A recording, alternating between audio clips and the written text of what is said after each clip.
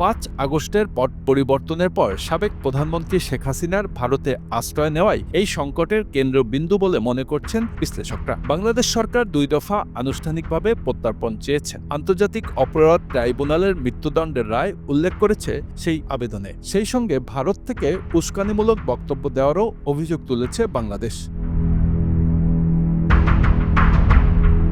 কিন্তু ভারতের পররাষ্ট্রমন্ত্রী এস জয়শঙ্করের বক্তব্য, ফিরবেন কিনা সেটা শেখ হাসিনার ব্যক্তিগত সিদ্ধান্ত।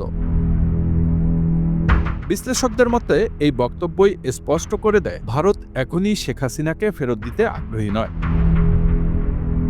ইনকিলাব মঞ্চের নেতা শরীফ ওসমান গনি হাদির হত্যাকাণ্ড সম্পর্ককে আরও উত্তপ্ত করে তোলে। বাংলাদেশের দাবি, অভিযুক্ত শুটার ভারতে পালিয়েছে। ভারতে অবস্থানরত পলাতক আওয়ামী লীগ নেতারা সহিংসতা উস্কে দিচ্ছেন। নির্বাচনের পরিবেশ নষ্ট করার চেষ্টা চলছে। ভারত এসব অভিযোগ নাকচ করে বলছে তাদের মাটি কখনোই বাংলাদেশের বিরুদ্ধে ব্যবহার করতে দেওয়া হয়নি। এসব ইস্যু নিয়ে বাংলাদেশ ভারত সম্পর্ক দাঁড়িয়ে আছে এক জটিল মোড়ে। একদিকে কূটনৈতিক নিরাপত্তা, ভিসা ও বাণিজ্যিক চাপ, অন্যদিকে শেখ হাসিনা, নির্বাচন ও আস্থার সংকট।